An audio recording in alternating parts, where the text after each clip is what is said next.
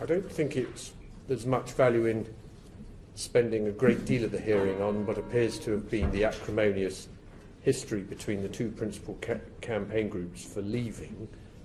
But I do think we need a bit of clarification on a number of the allegations that you in particular, Mr. Banks, have made about them.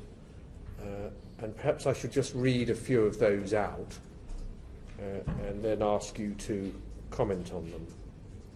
You said that their submission to the Electoral Commission was, I quote, full of lies and misrepresentations. You said that Vote Leave are lying and misrepresenting the situation, that these people are jokes, that he, in particular that's Matthew Elliott, wants to be Lord Elliott of Loserville, and that he, Dominic Cummings, is a liability and a danger to both Leave campaigns. I think you saw his evidence last week. So I think that you meant to ask that question. To put it mildly, most of those, and I won't comment on the comment you've just made, do require a bit of substantiation, and I'd be grateful if you'd provide it now. So which one would you like me to start you with first? Go ahead with whatever. I think in terms of the Electoral Commission, I think... Could you speak up? I'm sorry. Yeah, sorry. Do I need to lean forward, or you can? That's yeah, fine. Sorry.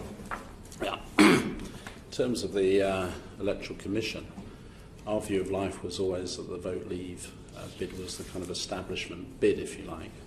When we looked at the bid we put forward, which was the full backing of UKIP, Leave.eu had something like nearly 1 million public supporters signed up into it. We had all sorts of different groups representing a very large range of opinion in the Eurosceptic world. And really, Vote Leave was a Tory campaign with a few little additions to it. So it didn't really represent the wider Eurosceptic view. And that's how we saw it. Okay, but that doesn't take us to full of lies and misrepresentation. Well, I mean, their submission had what things were the like... lies? Well, as a good example, we funded Brexit, the movie, which we spent nearly £45,000 putting money into the movie. They quoted it in their submission. They had one conversation where they basically said, if Mr Farage or UKIP are even involved in the project, we won't be involved in it. So that was put in their submission as a fact that they had, helped Brexit, the movie, to commission the movie and do those sorts of things, where we had actually, pretty well funded 50% of it. Well, as one example, I can give you lots of different examples. I think rather than delay the committee now, it might be helpful if you could set those out in writing and provide them to the committee. Absolutely, no problem. With any substantiating... I mean, there were things like... With any substantiating... Yeah, there were things like, for instance, Richard North, who we don't necessarily agree with, but he violently objected to the Vote Leave position, and it was quoted in the document that they had communicated with him and worked with him. Well, we know that not to be the case.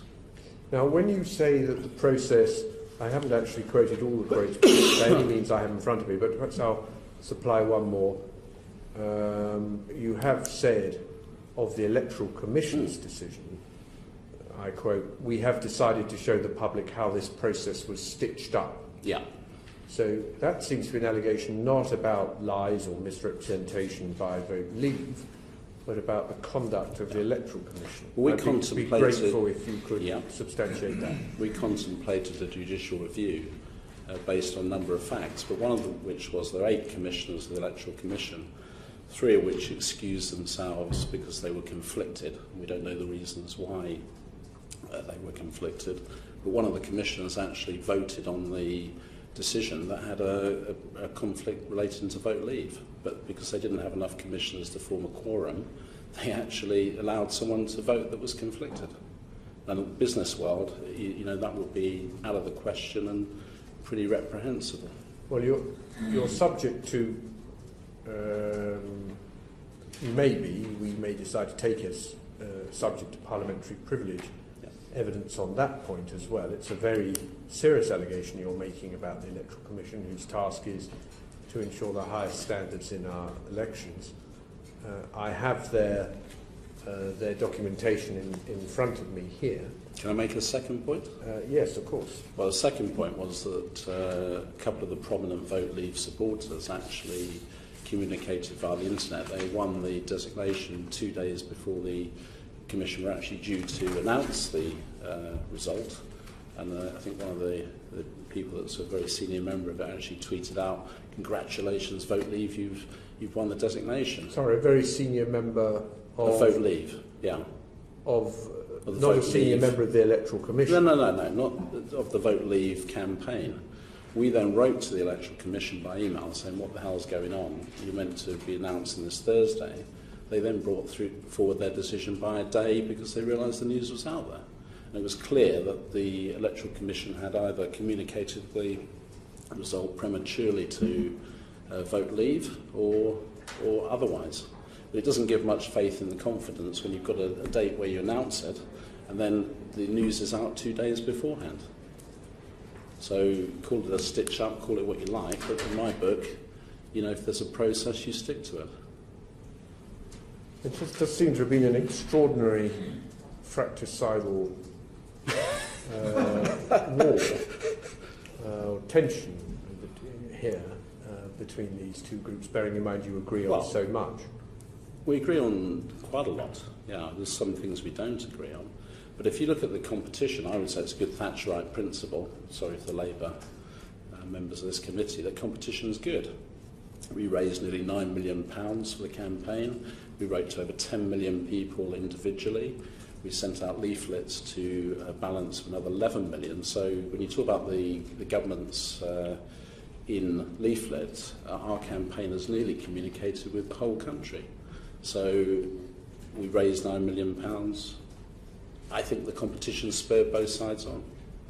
That doesn't leave aside the feeling that it was an establishment group that felt they had an entitlement to run the race, and it just become a Tory party cartel effectively, with a couple of add-on players. And it was for that reason, therefore, correct me if I'm wrong, that you're saying that your group was unable to form an alliance and a unified group to make the bid. We wrote 5 times to Vote Leave to suggest that we should come together, and it was benefiting nobody to have this continuing row.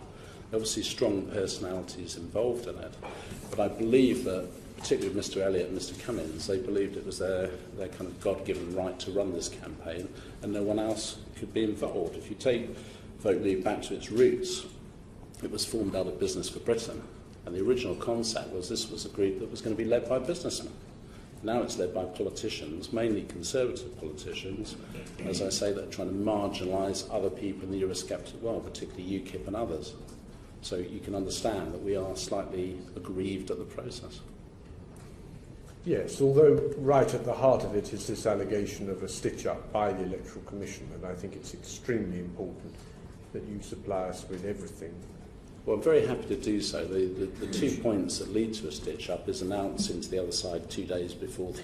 Well, you've made 2 points to us today. Okay, so we're happy to substantiate rather than us persist with this in any great detail now.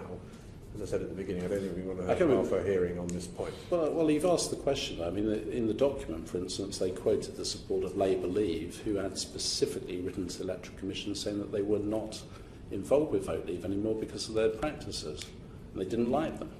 So we've got a whole list of people that were quoted in the document that basically were not happy or willing to be involved. Well, it's very helpful clarification, but in any case we're going to get something in writing, and I think it's on the basis of that that we may or may not decide to take this further in one way or another. I'd like to